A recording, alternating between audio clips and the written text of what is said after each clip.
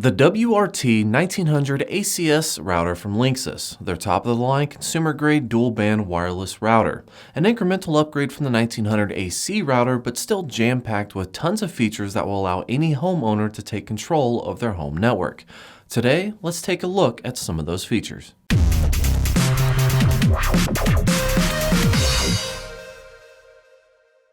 Before I upgraded to the Linksys WRT 1900 ACS router, I owned the Linksys E3000. The E3000 was a capable router, but after owning it for a few years, I started having some issues with it. The specific issues are not important right now, but what is important is when it did operate as intended, I was unable to get a Wi-Fi signal in all of the areas in my house. Granted, I did have it in a poor spot, but where it was located was convenient for me and it worked in the areas that I needed it, so I just kind of dealt with it. All of that changed since my upgrade, so today I want to share some of those features that I enjoy on the 1900 ACS and how much better my signal is. I'm going to start off with the features, but keep in mind that some or most of the features it has to offer can also be found on many different routers at lower price points. In the end, it was a combination of the features it offers and the performance it has that sold me on the product. Now, the 1900 ACS is almost exactly the same as the 1900 AC. The AC is the previous cheaper model released less than a year before the ACS. Both routers have the same frequency support, external antennas, and speed capabilities. The key differences, however, being that the ACS has more RAM and a faster processor. Both routers have proven to be a reliable and fast solution across the board, but with the upgrade in the processor and getting more RAM, the ACS is capable of handling more traffic while running its optional built-in applications without being bogged down. And it's those optional applications for this series that really brings it home for me. I won't be going into every feature that this router has to offer today. Instead, I will be covering the major selling points that I found to be interesting and useful. So to start this off, I will start with the feature that I use the most, and also a feature that has become more and more common in most routers today: external USB 3.0 storage. Now, of course, I know that there's nothing to jump up with joy about, but with my setup, I find it to be the most used feature. The reason being is that you can connect a drive to the router, set it up as a shared folder, and have an always-on hard drive connected directly to your network. So if you needed, let's say, a temporary shared folder on your network scanner, as an example, this is a perfect fit. You won't have to worry about a separate NAS or a network server to host your files. Just one less thing to have powered on inside the house while removing a few points of possible failure in the process. But the ACS steps up the game by also offering an eSATA port next to the USB 3.0 port. This gives the user faster storage options and thus expanding its usability. My second favorite feature on the list has to be the built-in open VPN server. Let's go back to my previous statement about having a local shared folder that my scanner can use that will always be online. This is a great feature if I want it to be easy for anybody in the house to be able to use the scanner by only pressing one button.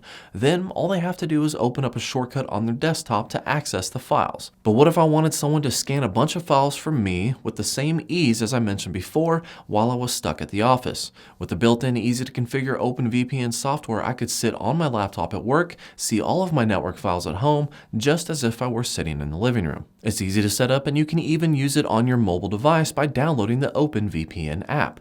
So if you might be traveling in a foreign country and want to use Netflix on your iPad as an example, this is an easy way to get around those pesky geographical limitations. Now, a lot of the time, to get the OpenVPN on a router, a user would have to flash the router with an alternative software like DD-WRT.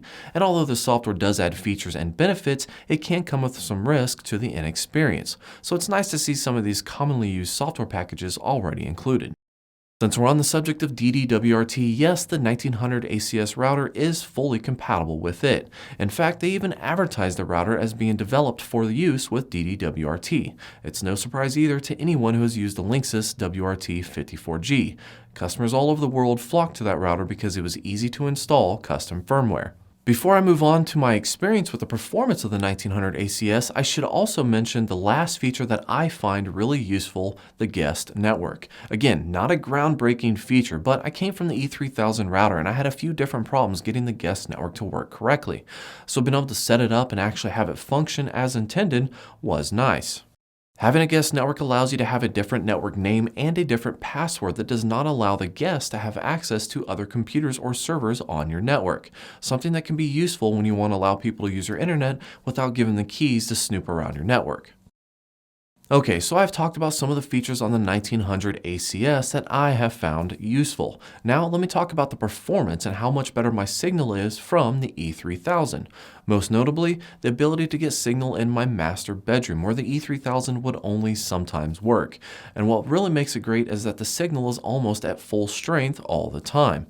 Even better, going to the far opposite corner of my house where I could only dream of getting any kind of signal with my old router nets me at least 2 or 3 bars of signal on my iPhone.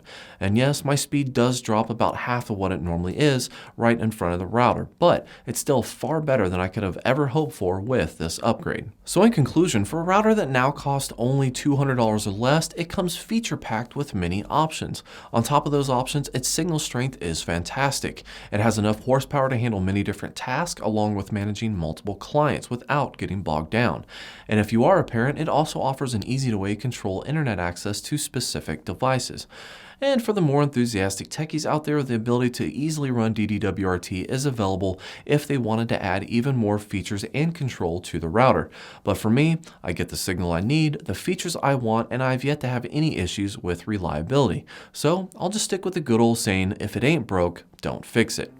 That's it for today. If you have any questions or comments, make sure to leave them in the comment section below, or you can tweet me at _ByteMyBits. Thank you for watching and have a good day.